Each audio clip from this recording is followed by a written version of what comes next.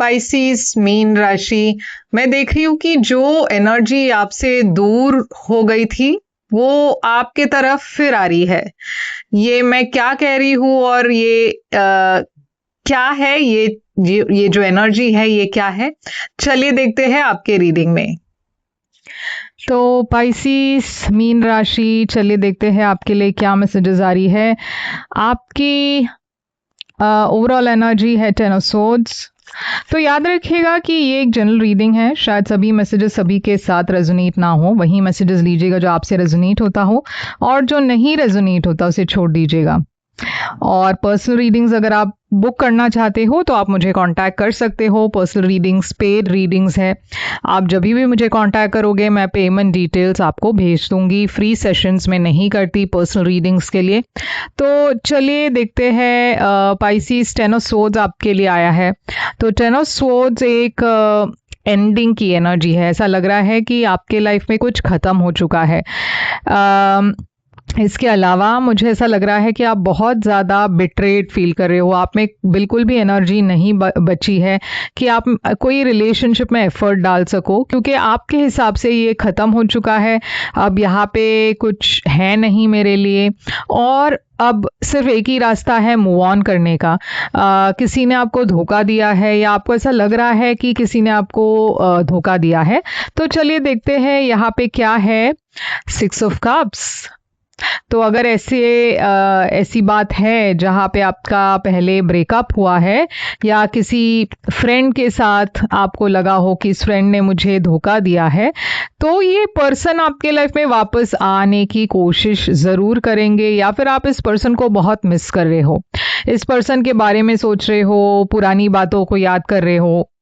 तो बहुत ही एक ब्यूटीफुल रिलेशनशिप थी, मगर किसी वजह से अब यहाँ पे एक एंडिंग है, मगर शायद ये पर्सन वापस भी आ सकते हैं। तो चलिए देखते हैं इस पर्सन की एनर्जी क्या है। इस पर्सन की एनर्जी है 9 ऑफ कप्स।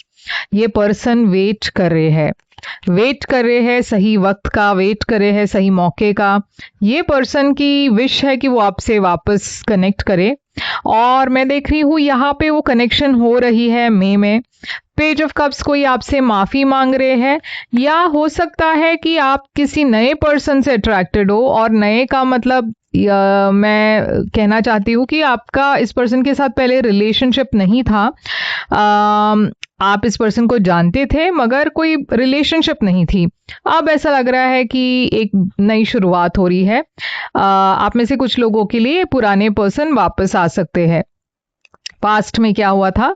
पास्ट में आप दोनों के लाइफ में एक टर्निंग पॉइंट आ चुका। मैं देख रही हूँ कि आप दोनों ने डिसाइड किया कि शायद ये सही नहीं है, शायद ये वक्त सही नहीं है हमारे लिए, हमें मूव ऑन करना चाहिए।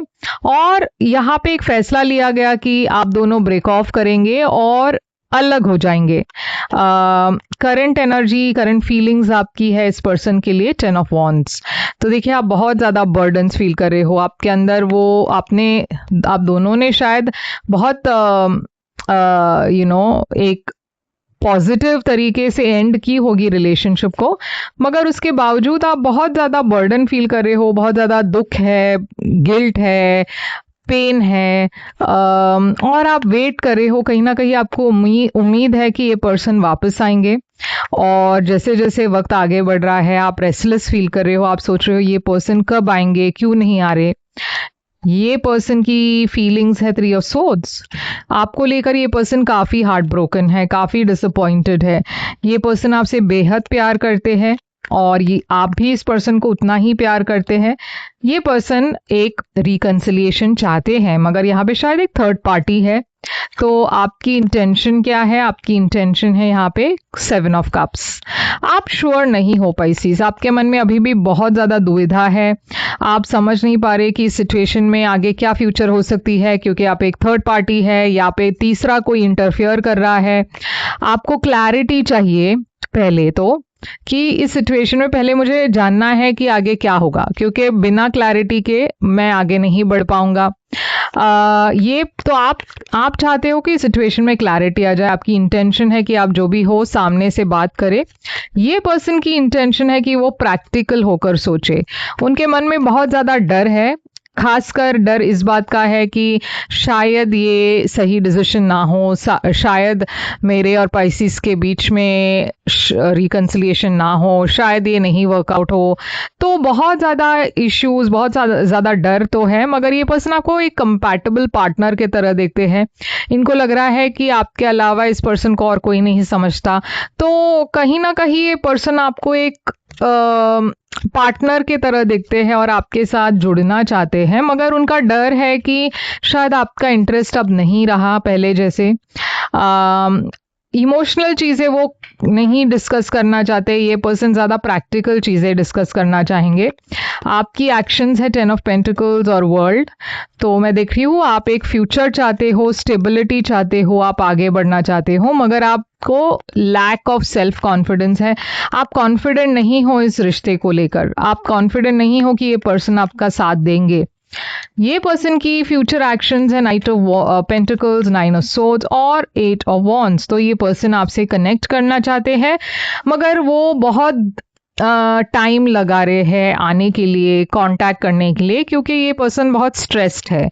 उनके मन में बहुत टेंशन है, एंग्जाइटी है।